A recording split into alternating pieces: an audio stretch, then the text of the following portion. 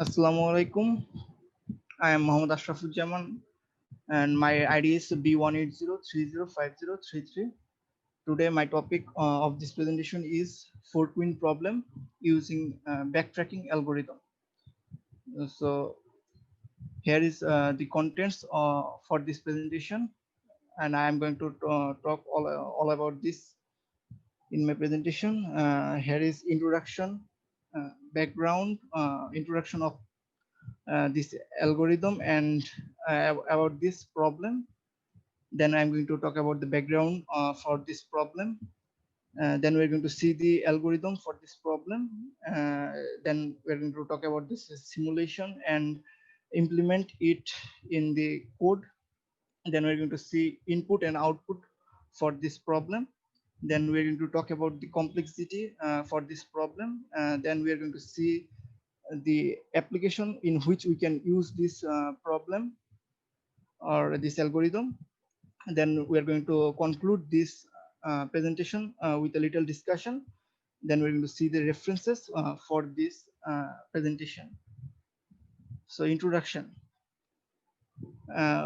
Before going to the problem, I want to talk about the algorithm that I am using for this problem. So for solution, backtracking algorithm. So backtracking is a technique backtracking is a technique used to solve problems with a large search space by systemic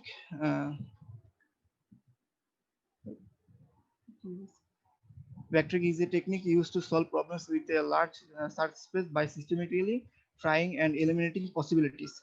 And backtracking is the algorithmic technique for solving problems recursively by trying to build a solution incrementally one piece at a time, removing those solutions that fail to satisfy the constraints of the problem at any point of time.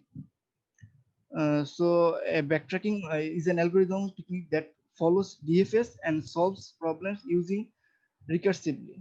Here you can see a animation for backtracking.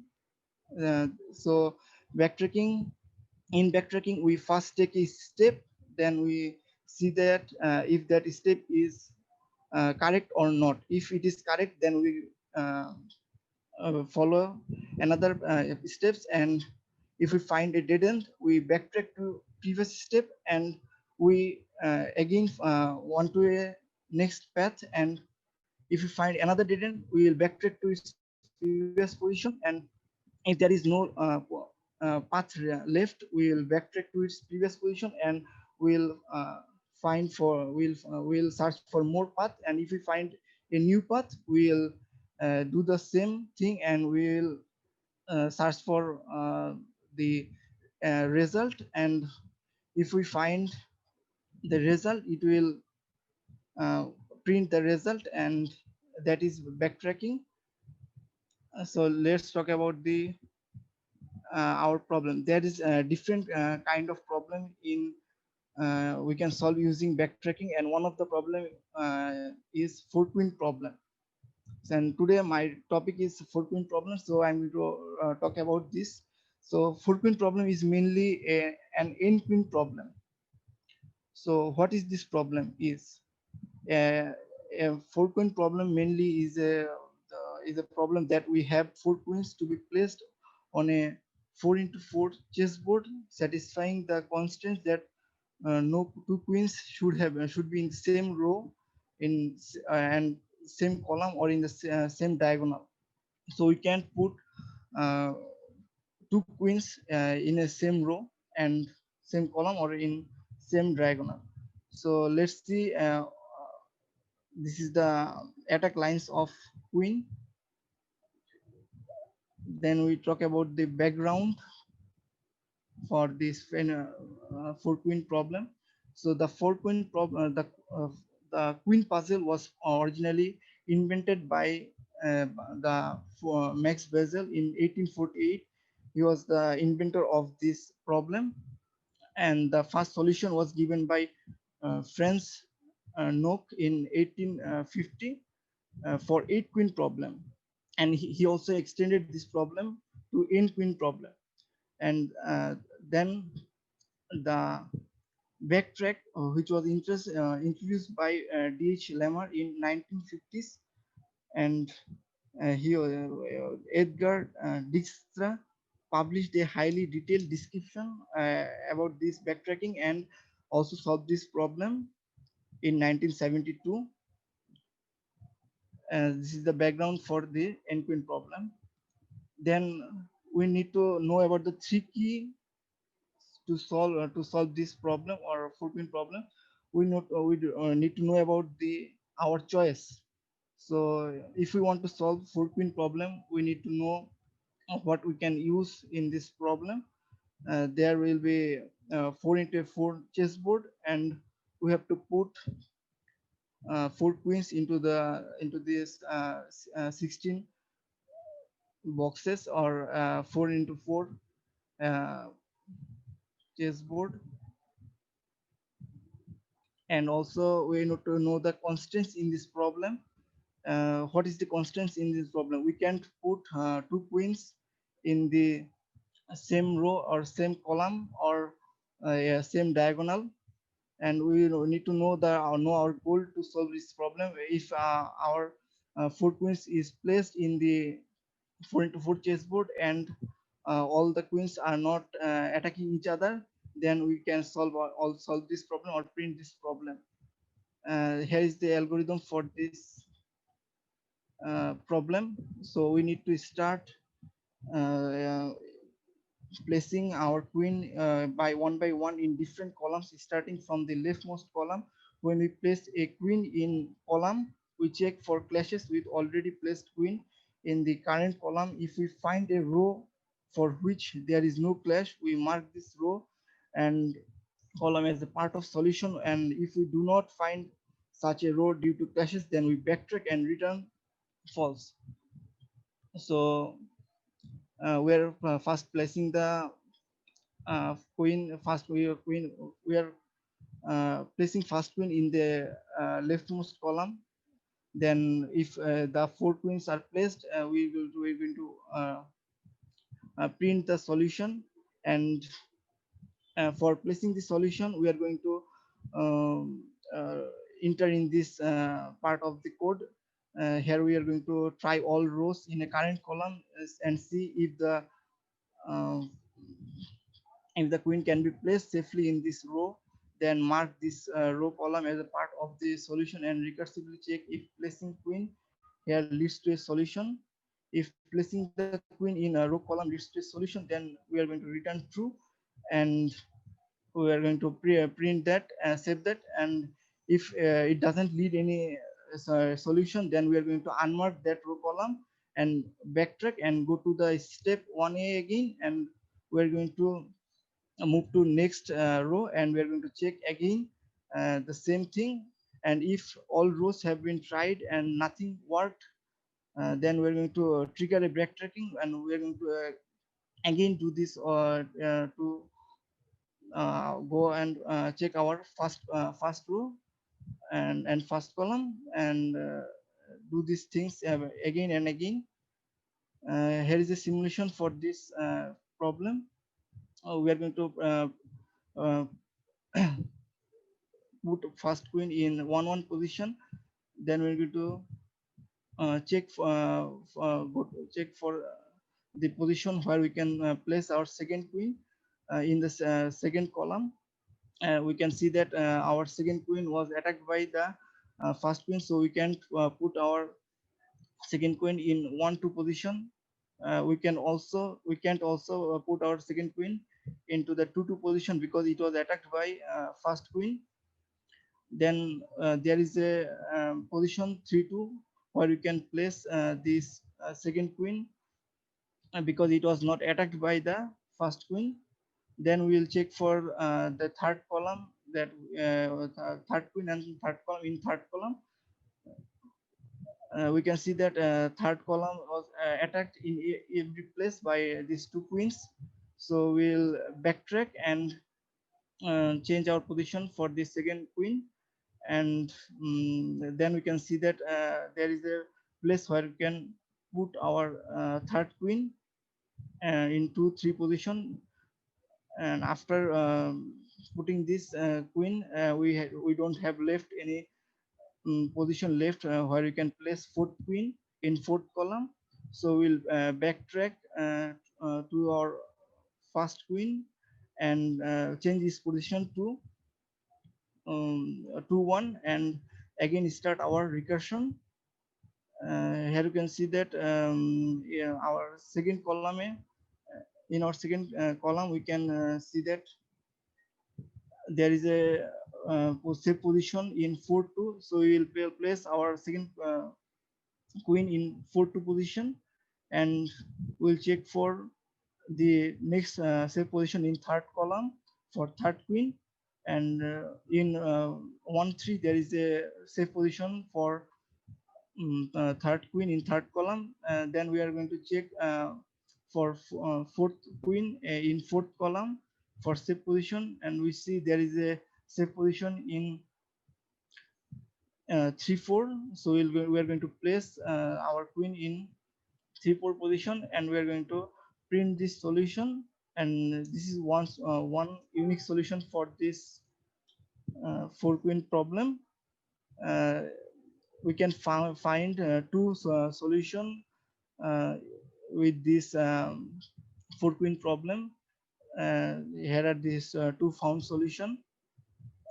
Let's go to the code.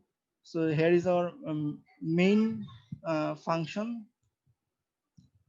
In this main function, it is our driving code, and we are going to start our code by taking uh, input for our number of queen. Then we're going to create our board, and also create a if case for starting the solution. And also if our solve n queen util function doesn't work, or it returns false from, then it will print that our solution does not exist or anything. And after that we will create a if case with which we can tell that um, understand to check whether a position is under attack or not. We will create this function, and this function returns true if the position safe from any attack. And this first for loop will check for along the column, and from which is it is safe from attack column wise. In it is going to check the row on the left side for the attack, and then the second for loop is going to check the left side diagonally, and the last for loop is going to check the lower diagonal on the left side for the attack. And this for loop is going to check the upper diagonal on the left side.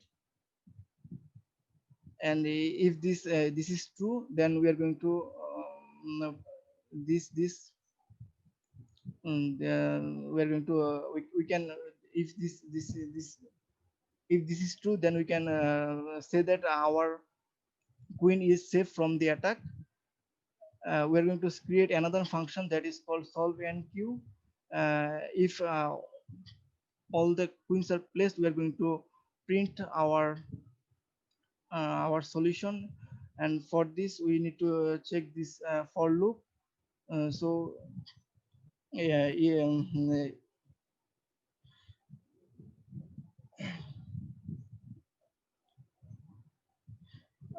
this column and this for loop, it takes it checks if the queen can be placed on the board or not. Or, considered if we can place queen in board 1 and column 0, and then it can this following piece of code is responsible for placing the queens at their position and backtracking to mark the position of a queen. We set that cell as one in the matrix. Before placing the queen, we need to call is safe board I and column 0.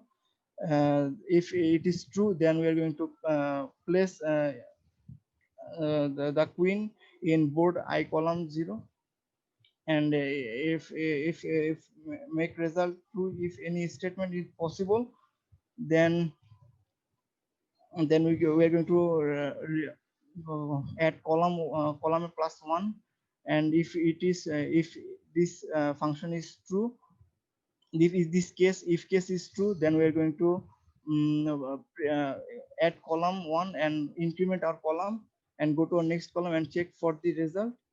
If it is not true, then we're going to backtrack and again go to the previous column and increment its row. Then we're going to again do these things again and again to find the solution.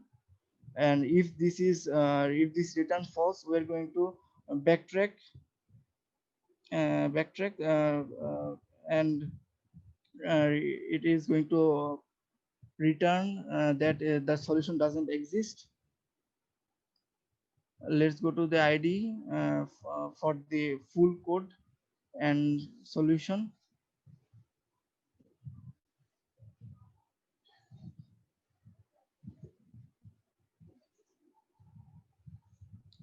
Here is the code for this 4-queen problem. So this is our main driving code for this solution. We are taking input n and then calling solve q function, and it is calling in if function our solve in q and giving it is board and 0. And if it is false, then it is going to print solution does not exist. In solve in queen and function, it is going to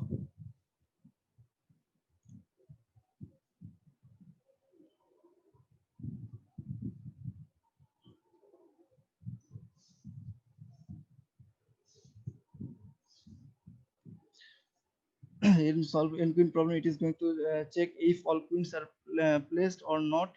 If all queens are placed, it is going to print our solution and return true. And it also going to check for our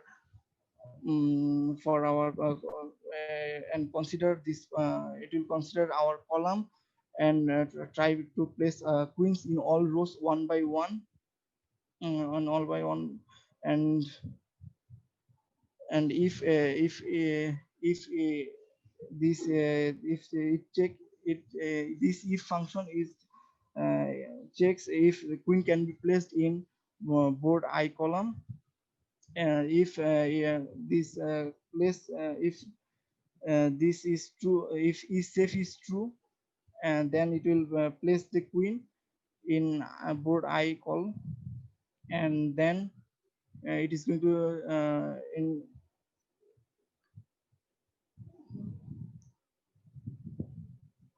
it will require to place to raise the rest of the queen and by going to next column, and it will return true. And if it is false, then it is going to be backtrack and again go to its next position. And here is the our is safe function that we are calling to check the solution. And this is our print solution where we print solution for this problem, which is used to print the matrix for uh, this problem. We can print the result. If we enter 4, it's going to print the first solution. Let's go back to our slide.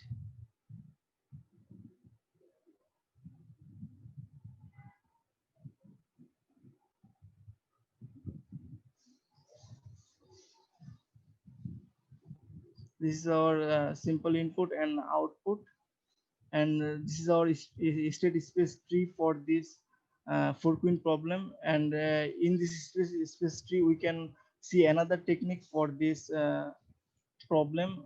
We are going to put queens row wise, not column wise. We if we can see that we have placed our first queen in this position, then we're going to place our second queen into the second row, and we can see that this position is safe from the attack. And so we're going to place this queen into this position, and we can see that no valid position is left for the sitting for next queen. So we're going to backtrack and move our second queen into this position, uh, and then we can place our third queen.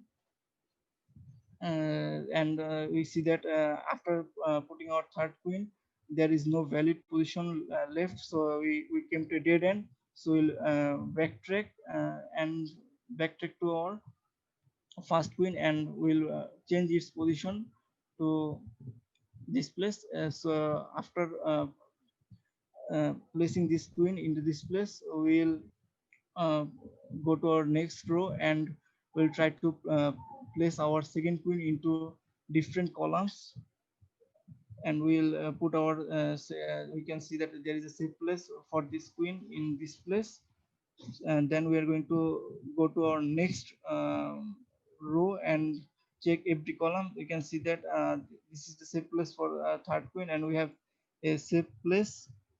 Then we're going to see that we can't put our queens into this position or this position because it reaches dead end, and these positions are attacked by the other queens. So we have this position left, and it is safe from all attacks. So we can place our fourth queen in this place, and this is our state space tree for the this problem. Then we can say, go to the complexity for this problem. The space complexity of this problem is O to ON n. So big O n. So what is n? N is the height of the state space tree, and we can see the time complexity of this n-queen problem. So using backtracking, our time complexity will be 2 to the power n. And if we optimized the code, and then it is the time complexity will be on n factorial. In the worst case of 4 queen problem or n-queen problem, using brute force approach, the complexity will be n to the power n. So here we can see the a list of complexity. We can see that uh, if the input number is the queen number is the input number is increasing, and also the complexity also increasing in 4 queen problem exponentially. Easy if we use backtracking unoptimizedly. So you can see that the complexity is quite big from other problem, other complexities of dynamic problem or dynamic programming or other algorithm. Here is the um, optimized complexity analysis. So we'll discuss in this section the time complexity for this optimized algorithm. So let n be the number of total queens, and n the number of the left queens, and n minus 1 thus the number of the already queens that's placed in the queens. So however, the backtracking approach reduces the time complexity to O to the power n because it eliminates the dead ends. And in the in this optimized code, we can see that it has an O to the power n worst case running time, and since O to the power n minus 1 is less than O to the power n, we can write O to the power n minus n is equal to O to the power n. And if we place all these things, we can do this math and find the solution for this optimized code. And this is the chart for the uh, this optimized problem. Here we can see another complexity of this problem, of this 4 queen problem. Uh, when our queen number is increasing, it takes too much time to uh, find all the solutions for this problem. We can see that after crossing 18 or 19 or 20, it takes too much time to find solution. If our uh, queen, if we want to find 20 queen, then then it will take 11 days to find all the solution. And if we want to find 23 queen solution, then it will take 296 days to find all the solution. And the the number for the 24 and 25 queen, it is we need to use two and three different computers to, separately, to find this all the solutions. So application for n queen problem. So n-queen problem is useful for testing AI problem for and also solving skills, a problem solving skills, and it is also used in robotics, and it was also used to check the power of any computer, and it is also used in creating algorithms that have lower time complexities. Conclusions. However, most of the problems we can solve using backtracking is nowadays dynamic programming and 3D programming uh, are less with less complexity, but this takes too much time to do this solve this 4 queen problems or n-queen problems using backtracking. And the 4 queen problems are basically the same as the method we used by hand. And for higher orders of n, the problem has to be broken into parts, with each part delegated to a separate computer. If the and this is the 4 queen problem, and I have taken references from Geek for Geeks, tutorials point, code stop, YouTube, Java point, journal dev, Wikipedia. And thank you all for listening to me. And special thanks to Linta Islam ma'am and Sonia Korea ma'am. And thank you everyone. Assalamu alaikum warahmatullahi wabarakatuh. Bismillahirrahmanirrahim. I am Sumaya Yasmin Bhavna. My ID is B18030505.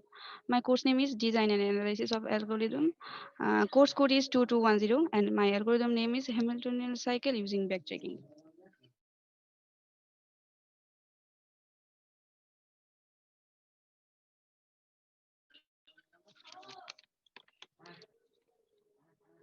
My included topics are definition of Hamiltonian cycle in graph, main theme of Hamiltonian algorithm, working principle of Hamiltonian algorithm, algorithm of Hamiltonian cycle, implementation in Java, time complexity of Hamiltonian cycle, and application of Hamiltonian cycle.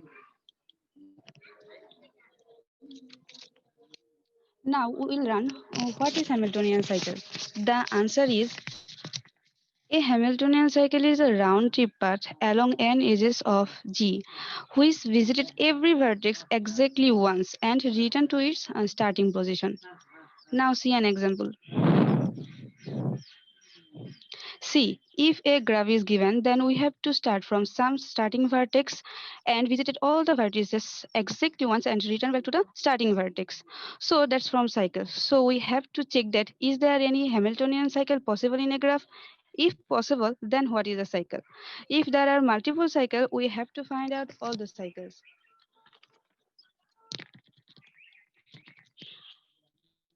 First of all, for this graph, when I start from vertex 1 and then 2, then 5, then 3, then 4, and come back 1, this is a Hamiltonian cycle. For this graph, I have to say that I want to say that this graph given may be directed or non-directed, but it must be connected. If it is not connected, Hamiltonian cycle is not possible. One more thing is that this is a NP hard problem, means exponentially time taking problem. So there is no easy way to find if there any cycle present in a graph or not. So let us take this vertex first. I will start from vertex 1, then go to 2, 2 to 4, 2 to 5, 5 to 3, 3 to 4, and come back 1. So it is a Hamiltonian cycle. I also can go uh, 1 to 3, 3 to 5, 5 to 2, 2 to 4, and come back 1. So I have one more cycle also, and I can go also 1 to 4, 4 to 2, 2 to 5, 5 to 3, and come back 1. So in a graph there are multiple Hamiltonian cycle are present. In for this graph, the Hamiltonian path are 1 to 2, 2 to 5, 5 to 3, 3 to 4, 4 to, and coming back to 1. And 1 to 4, 4 to 3, 3 to 5, 5 to 1, and come back 1. And also a Hamiltonian cycle 1 to 3, 3 to 5, 5 to 2, 2 to 4, and come back 1. 1 to 4, 4 to 2, 2 to 5, and 3 to 1. Now let's see some graph. Is there Hamiltonian cycle? For this graph, when I start from this vertex, I can go 1 to 2, 2 to 3, 3 to 4, 4 to 5, 5 to 6, and come back on. So it is a Hamiltonian cycle. I can go also 1 to 5, 5 to 4, 4 to 3, 3 to 2, and 2 to 6, and come back on. So it is also a Hamiltonian cycle. But when we start from two vertices 2 to 3, 3 to 4, 4 to 5, 5 to 6, 6 to 1, and come back to. Is it a Hamiltonian cycle? No, wrong. Is not a Hamiltonian cycle because it is the same as this cycle. But starting vertex are different. So we have to should be fixed. We should be fixed starting vertex. Now for this graph, when we start from this vertex 1 to 2, 2 to 3, 3 to 5, and when I go to 6 and 6 to 4, when I go on 4, I cannot go on 7. When I go on 7, I cannot go on 4. So our Hamiltonian cycle is not existing. For this graph, when I start from this vertex 1 to 2, 2 to 3 to 3 to 4, and come to and go to 6 and then 5, I cannot come back starting vertex because there is no edge from 5 to 1. So because this is also an junction, it's called articulation points. So we notice that if there is an articulation point in a graph, then Hamiltonian cycle is not possible in a graph. And for this graph, when we start from 1 to 2, 2 to 4, and 4 to 6, we cannot go to 5 because there are pendant vertices. So we also know this in the if there are pendant vertices, so Hamiltonian cycle is not possible in a graph. From this, we learn two things: that if articulation point, Hamiltonian cycle is not possible in a graph. If pendant vertices, Hamiltonian cycle is not possible in a graph. Main theme of Hamiltonian algorithm. This algorithm uses the recursive formulator of backtracking to find all the Hamiltonian cycle of a graph. The graph is stored as an adjacency matrix G and cosine.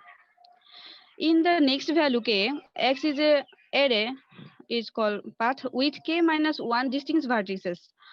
If xk is equal to 0, then no vertex has to be yet been assigned to xk. After execution this code, xk is assigned to the next highest number vertex which does not already appearing in the path x and is connected by its to x k minus 1. Otherwise xk is equal to 0.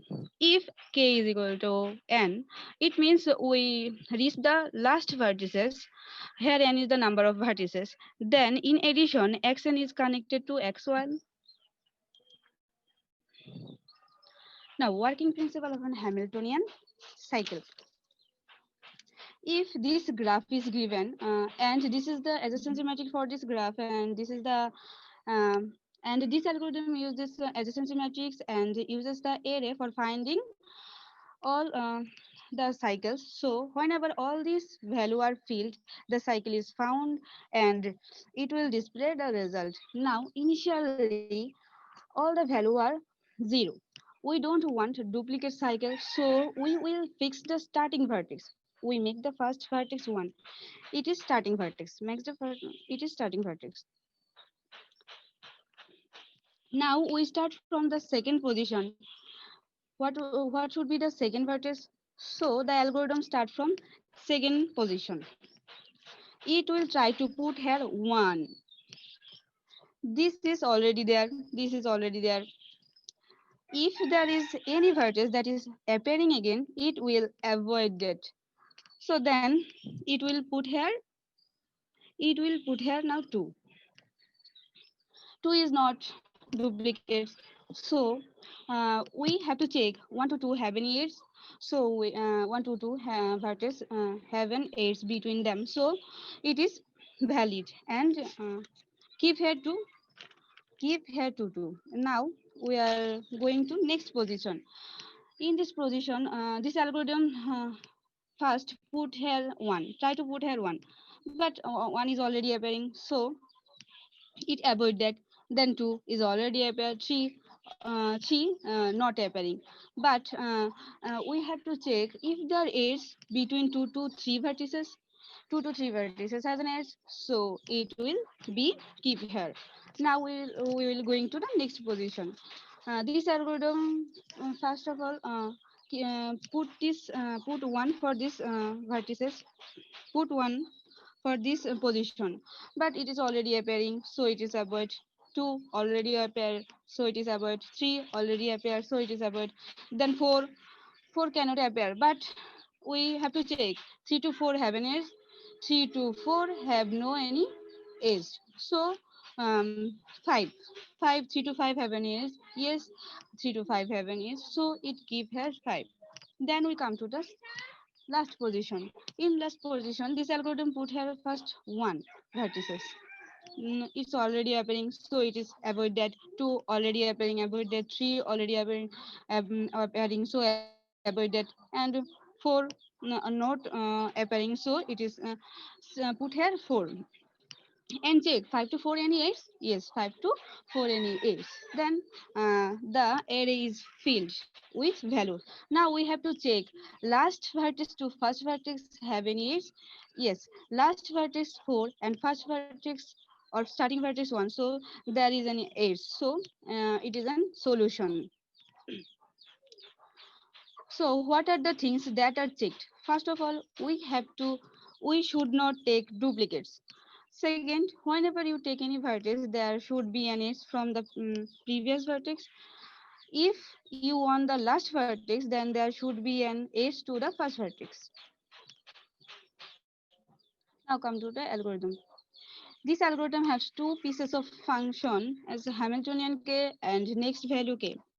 In Hamiltonian k function, this block of code repeated until false. First it will call next value function with k position. I will tell you that this algorithm work to second position. So first it call next value with k is equal to 2. Then it will check this. If next value returns xk is equal to 0, then it returns.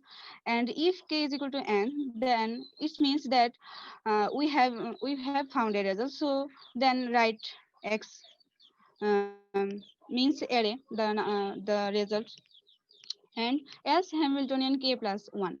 If this is false and false, so we call Hamiltonian function again with k plus 1 position. Now see next value function. In next value function, first of all, this block of codes repeat until false. First of all, xk is equal to xk plus, sorry,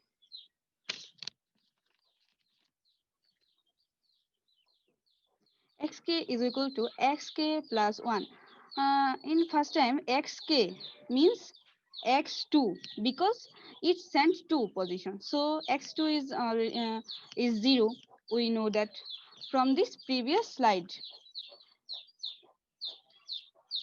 This first of all, x1 is equal to 0, x2 is equal to 0, x3 is equal to 0, and x4 is equal to 0, x5 is equal to 0. So xk is equal to 0 plus 1 means 1 mod n plus 1. N is the number of vertices. So number of vertices are 5. So 5 plus 1 is equal to 6. 1 mod 6 is equal to 1. So xk is equal to 1 here. Xk is equal to 0? No. Then this statement is skip, and it will go this if statements. Now in this statements it will check any edge from the previous. It takes xk minus 1 means xk minus 2 minus 1 is equal to 1, x1 is equal to, we know, 1, starting vertex 1. So 1 to 2, here xk is equal to 2, so 2. 1 to 2 have any checking have any edge, uh, sorry, xk is equal to xk is equal to 1 first of all it's 1 because we get from this equation xk is equal to 1, xk is equal to 1. So 1 to 1 have any edge? No, this is have no any edge. So this block of code is skip and returns false. And now it will call it now it is going to these statements. Xk is equal to xk. Now xk is 1, so 1 plus 1 is equal to 2, mod n plus 1 is equal to 6. 2 mod 6 is equal to 2, so xk is now 2. Is not equal to 0. It is skip, then it will go to here and check there is any edge from this previous. Here 1 and 2 vertices are, and we have to check 1 and 2 vertices have any edge. Yes, there 1 and 2 have any edge, so it will go to from this code, and for it will check duplicates. If this vertex is duplicates from 0 to k minus 1 position. So if there is a duplicates, then it will break and coming back to the Hamiltonian cycle function. Or if there is no duplicate, so it will go to this statement, and when this for loop was completed, then j is equal to k. Then j is equal to k. Then if k is less than n or k is equal to n, then it will also check if there any edge from starting to from last vertex to starting vertex. If this is true, then it is written and we get k is equal to n. So this if statement is true, then it will print this result. So in this way this algorithm working. Now implementation in Java. Here I am implement by three small function. First of all, Hamiltonian cycle is a class, and here is my Hamiltonian function. It will take a adjacency matrix named G, and it is start from, first of all it create an array create an array with n vertices. N means number of vertices have 5. Then first it will fill with minus 1 because in my function I will pass an array with 0 vertices. So it filled with this array minus 1 because 0 is an vertices.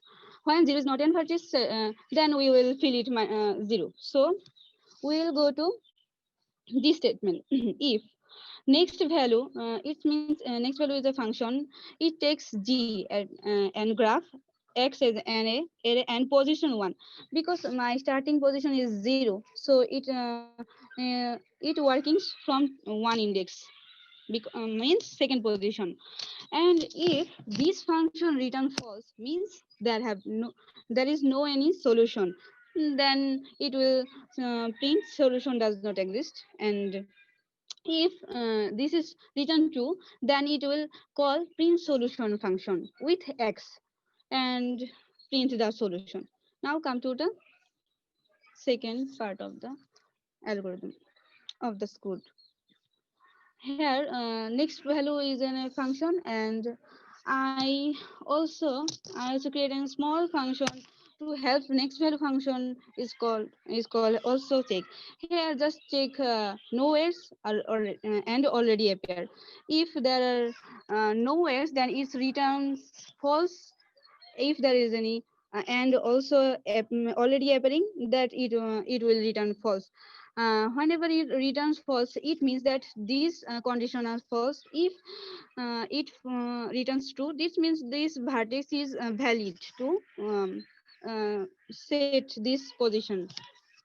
So just this is the code of and next value function. If z is equal to k x k minus 1 and x0 is equal to 0, it means any age to starting. If k is equal to 1, it means the last vertex we have reached. So it check if any age to starting vertex. If it have any age to starting vertex, then it returns true. Then we find this value and print the solution. But if there is no starting vertex from this, yeah, from this from last vertex to starting vertex, then we go to this code. First of all, we go to for loop. Here v is equal to 0 to n less than n. It means there are vertices should that are be set put on the position 0 to minus n. It means 0 1 2 3 4 and 4. These four vertices are used here. Then it will go to if statement, also check function with v. First 0, then g is graph, x is array, and k is position. So x k is equal to v. First of all, it put x k is equal to v, and it check this vertex is valid or not. If it's true, that is invalid, and it is written true. Now this is the main function of my code. And first of all, I am create here an object of Hamiltonian class and name Hamiltonian, and I have declared an array with n cross n matrix. This is adjacency matrix for this graph, and I am passing this graph uh, with this I am passing this graph with Hamiltonian function, with this Hamiltonian object by Hamiltonian object this in this function. Then it will print this result. Following is the one Hamiltonian cycle, 0 to 1, 1 to 2, 2 to 4, 4 to 3, and come back 0. So this is a solution. Now, time complexity of Hamiltonian cycle. If there are 5 vertices in a graph, then there would be 4 factorial possibilities because one vertex is fixed. Here, first vertex is fixed and 1, 2, 3, 4. This position will be 4 factorial possibilities for different vertices. So when this algorithm working with n vertices, it show n minus 1 factorial time complexity. N minus 1 factorial, it means roughly n factorial only. N factorial means big O n power n. So the time complexity is big O n power n. Application of Hamiltonian cycles. It has real application in such diverse fields as computer graphics, electronic circuit design, mapping genomes, and operation researches. Why use backtracking in Hamiltonian cycle? Backtracking is one of the strategies to reduce the complexity of a problem. Backtracking mainly useful when there is no solution by going for it to reduce the complexity and save the time. In Hamiltonian cycle, we see that when we chosen vertex and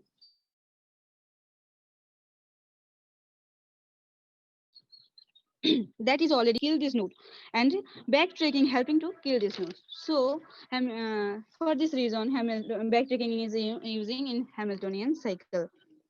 Backtracking has the ability to give some result in far fewer attempts than the exhaustive or brute force method trials. Resources used: YouTube, Google, geeks4geeks.com, and tutorspawn.com. Thank you, my beloved Linta ma'am, and thanks to all. The end.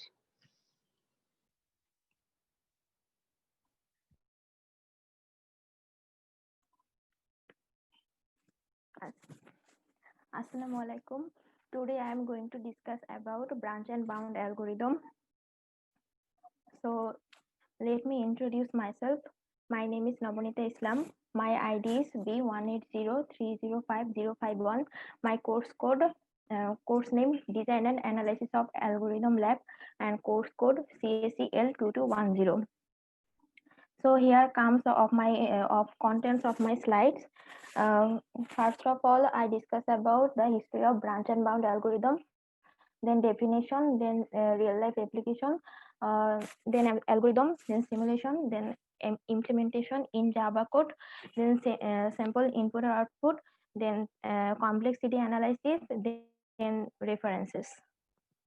So at first, I talk about the history of branch and bound algorithm. The branch and bound algorithm is first proposed by H. Land and A.G. Duig in 1960 for discrete programming. It is a general algorithm for finding optimal solutions of various optimization problems, especially in discrete and combinatorial optimization. I'm going to discuss about the definition of branch and bound algorithm. Actually, branch and bound algorithm is used for solving optimization problems, and it is very similar to backtracking. Actually, backtracking is used for solving all possible solution available to a problem, but branch and bound is used for solving only optimal solution. And this problem is solved by a state space tree. So here we can see the state space tree.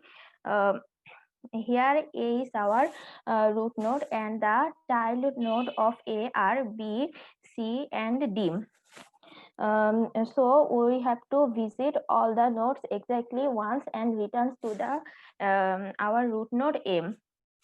So there are 6 possible ways to return to the starting point by visiting all the vertex. But branch and bound never finds all possible solutions. It is used to find a optimal solution. Uh, Now I discuss about the real life applications of branch and bound algorithm. Branch and bound algorithm have many applications in the real life. Um, let's see. Branch and bound algorithm is used for cell information problem. Three types of branch and bound algorithm is used here.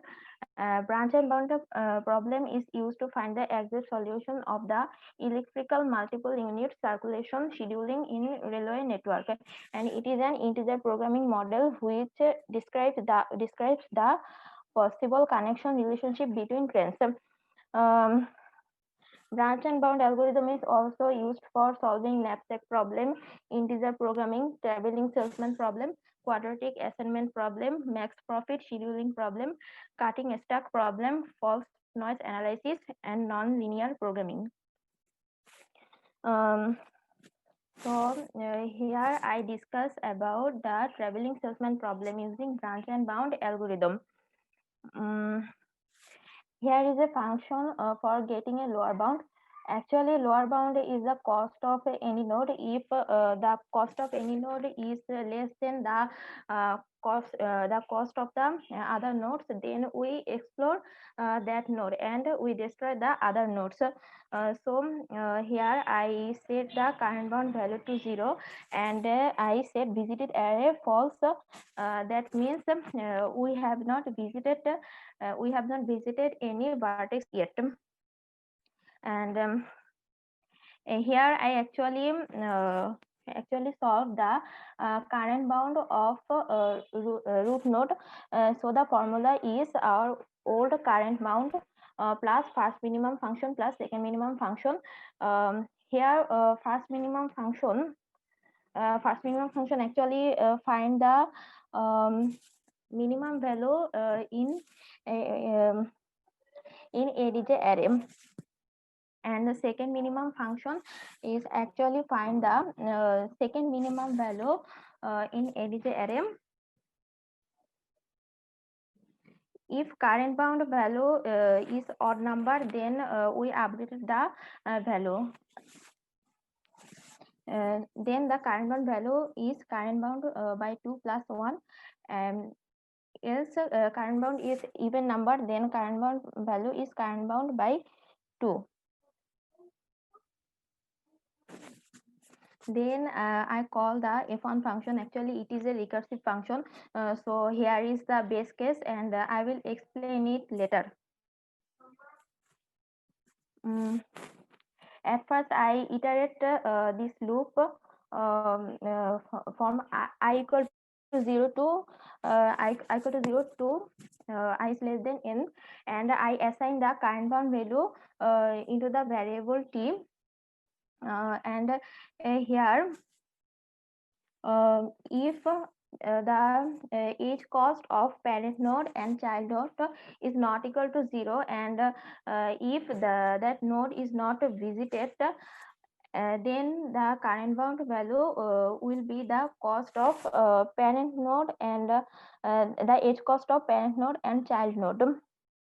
Here if level equal to 1, then the current bound value will be old current bound minus first minimum function plus first minimum function. Here this first minimum function actually find the minimum value of the parent node, the minimum edge cost of the parent node, and this first minimum function actually find the minimum edge cost of the child node, and then we divide it by 2. If level is not equal to 1, then current bound value will be old current bound minus second minimum function plus first minimum function, and then we divided by 2. Second minimum function actually find the minimum edge cost of parent node, and this first minimum function will find the minimum edge cost of child node. If current bound plus current weight value is less than final result, actually current bound plus current weight value is our actual lower bound, and the final result is our optimal solution. Then we keep this node in that level, and that means the node is visited. Um, in If current bound plus current weight value is not less than final result, then we reset the current weight value and the current bound value, and we reset the visited array. It actually means we cannot explore that node. Um, Here if1 function again call because since I first said it is a recursive function, it takes as argument ADJ array current bound, current weight, and increase the level by 1 and current path. So here our base case, if label equal n, then we updated this current result value, and it is our old current bound plus our the edge cost between the ending vertex and the starting vertex. If our current result is less than our final result, then we call f2 function, and then we set we assign the current result value into the variable final result. And now we check what happened in f2 function. Here is our f2 function. F2 function is actually store our final path, and then we print our final result, actually the shortest path, and then we print our final path. Here is my algorithm simulation, and this matrix it represents the edge cost between two nodes. And this problem is solved by a state space tree. Suppose a salesman started his journey from our starting vertex A, and the child node of A are B, C, and D. And if he visit the node A and B, then the unvisited he has two unvisited vertex, and that is C and D. If he travels A, B, and C node, then he has only one unvisited vertex, that is D. When he visit all the vertex exactly once, then he back to the starting point A. So there are more 5 possible ways to return to the starting point by visiting all nodes exactly once.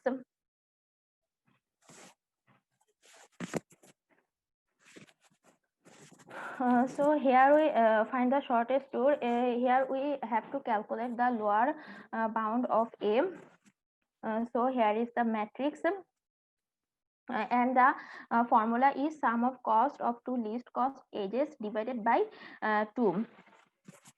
And let me say one thing here. If two nodes are equal, for example A to A, B to B, then we ignore the value of that node. Okay. Here the first minimum edge cost of node A is node A is A to B, that means 10, and the second minimum cost is A to C, that means 15, and then we add to this value, and the value is 20, and value will be 25. Then the minimum first minimum edge cost of node B is B to A, that is 10, and the second minimum cost is B to D, that is 25. Then we add to this value, and the result will be 35. And the minimum edge cost of node first minimum edge cost of node C is C to A, that means 15, and the second minimum edge cost of node C is C to D, that means 30, and then we add to this value, and the result will be 45.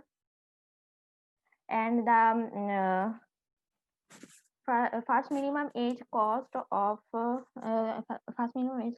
node D node D is D to A, that means 20, and the second minimum edge cost of node D is D to B, that means 25, and the result will be 45. So the lower bound of A is 75. Then we expand our root node. Here is the child node of root node A.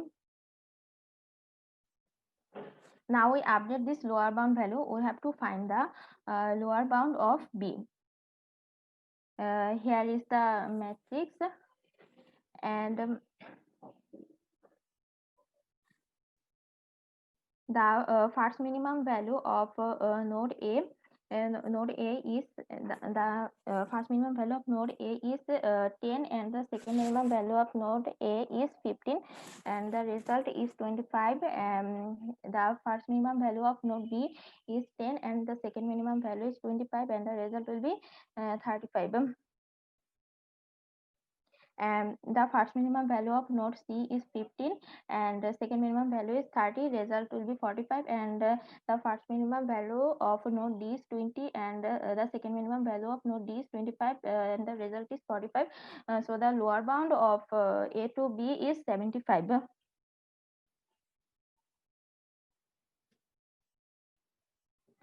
Now we have to solve the lower bound of A to C.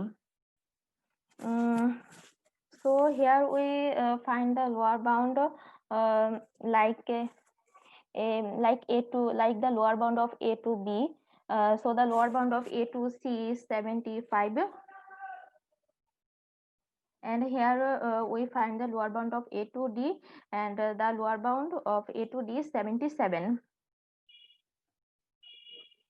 So now what we can see, here the lower bound B is less than the lower bound of C and the lower bound of D. So there is no need to explore node C and node D. We explore node B.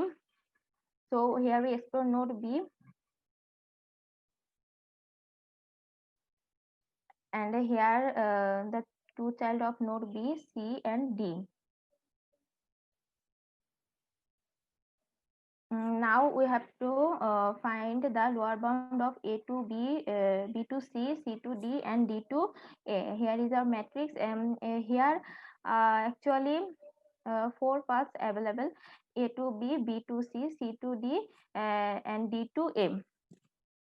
And so if A equal to A to B plus D to A, 10 plus 20 equal to 30, B equal to B to C plus A to B equal to 35 plus 10 equal to 45, C equal to B to C plus C to D equal to 35 plus 30 equal to 65, D equal to C to D plus D to A equal to 30 plus 20 equal to 50.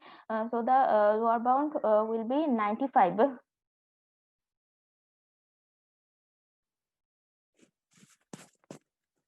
Here we find the lower bound of A to B, B to D, D to C, and C to A, and we find this lower bound like A to B, B to C, C to D, and D to A, and the lower bound is 80.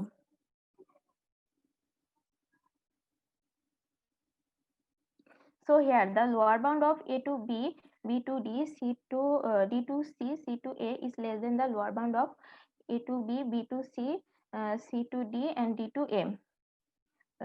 So our optimal solution, or our shortest tour is 80, and our final path is A to B, B to D, D to C, C to A.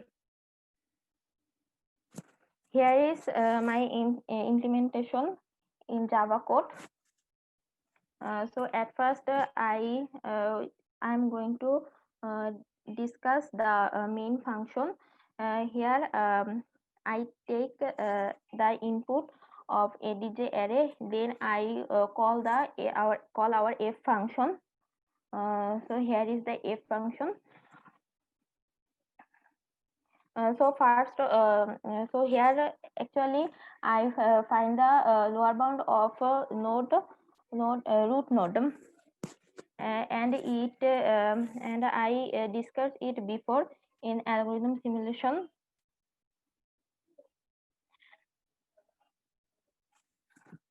then I call the f1 function, which takes as argument adj array current bound and 0 current weight. Here current weight is 0, level equal to 1, and current path. Here we store all value with -1, and here our first minimum function, and the first minimum function will find the minimum value of the minimum value of the adj array, and it will find the second minimum value, and this is our base case if level equal to 1, and adj if our the age cost of parent node and child node is not equal to 0, then we update this current result value, and if current result is less than final result, then we call f2 function. So here is our f2 function. F2 function will store the value, if F2 function will store the value of final path array.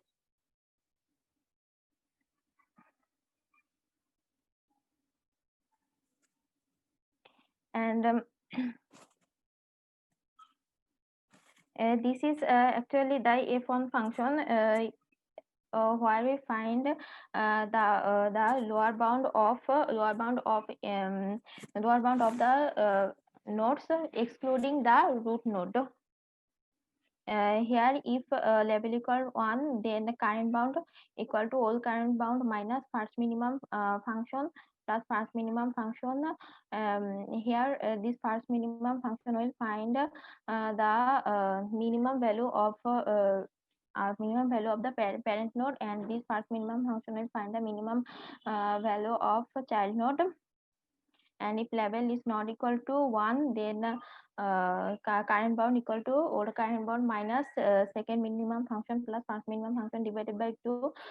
Second minimum function will actually find the a minimum edge cost of parent node, and this first minimum function will find the minimum value of the child node. If current bound plus current weight is less than final result, then we keep the node in that level, and that means we visit the node, and then we again call f1 function. So if current bound plus current weight value is not less than the final result, then we update the current weight value and current bound value, and reset our visited array. So here is my sample input and output. If we take 4 nodes, and this is my adjacent array value, then the output will be our minimum cost is 80, and the path is 0 1 3 2 0. Complexity analysis. In step 2, I iterate the loop from 0 to n. So here the complexity will be big O of n, and in first minimum function, I iterate the loop from 0 to n, and here time complexity will be big O of n. And here second minimum function, and I iterate the loop from 0 to n. Here time complexity will be big O of n. And in step 5, I iterate the loop j equal to 0 to j is less than level. So here time complexity will be big of n, and in f2 function, I also iterate the loop from 0 to n. So here also the time complexity will be big of n, And finally, when we print our final path, I iterate the loop from 0 to n plus 1. So here time complexity will be big of n plus 1. Actually, if we have n cities, we have to generate all the permutations of the n minus 1 cities, because when a salesman starts his journey from a root node, then he has to travel the n minus 1 nodes. So he has to permute the n minus 1 nodes in various ways. So the time complexity for generating the permutation is big O of n minus 1 factorial. So here is my references: www.greeksforgreeks.com, Google and YouTube. Thank you, Linta ma'am and Sonia Korea ma'am. Assalamualaikum. Today my topic is graph coloring. Let me first introduce myself. My name is Sumit Das.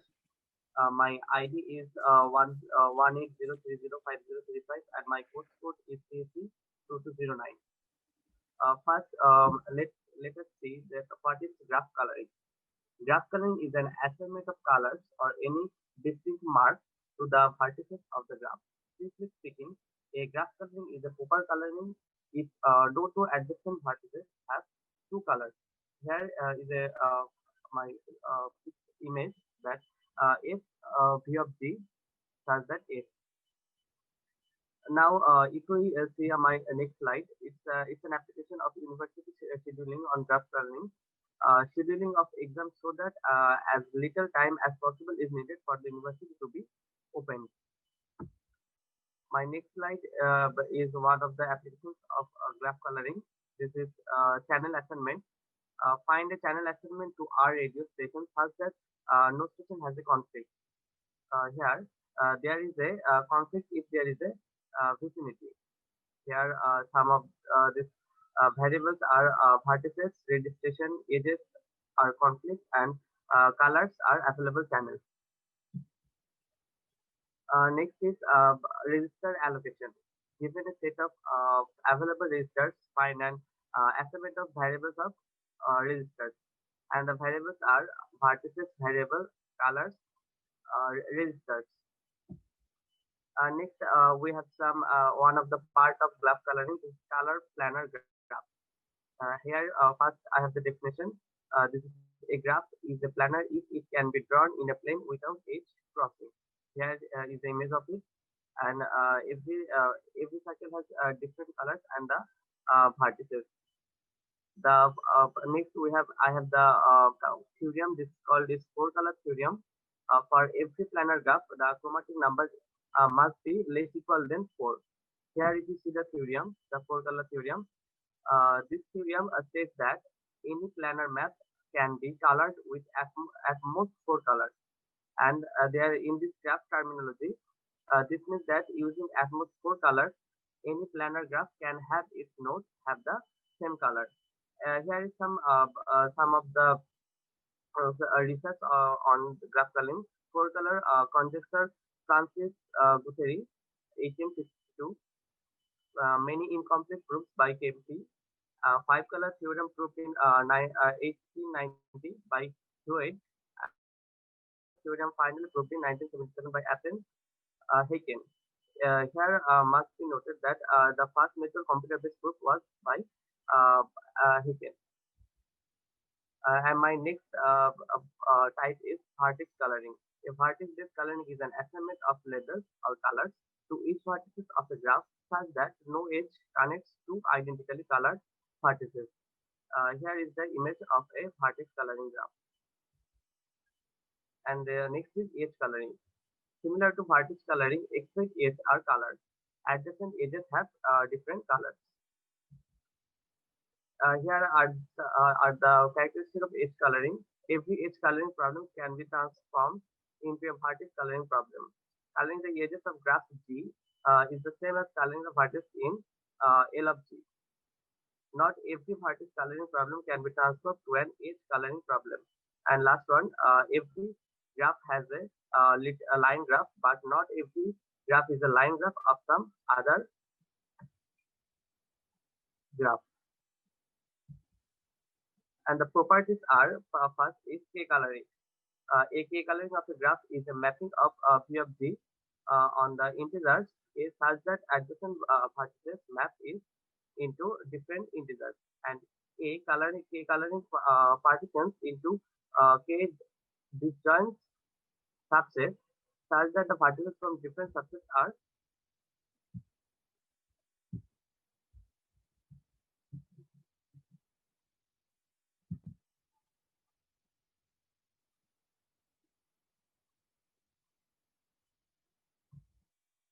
sorry, color are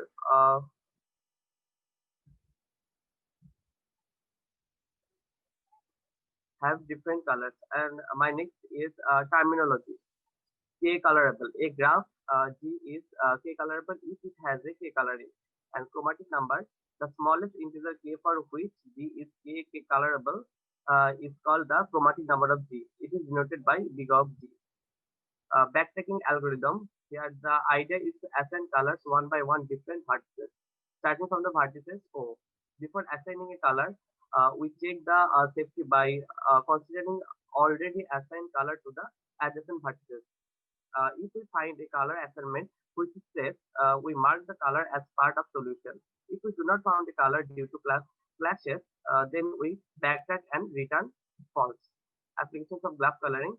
Every problem can be formulated as a graph coloring problem, including timetabling, scheduling, register allocation, channel assignment, and a lot of research has been done in this area. So much is already known about this problem space. So that's all. Thank you, ma'am. Thank you all.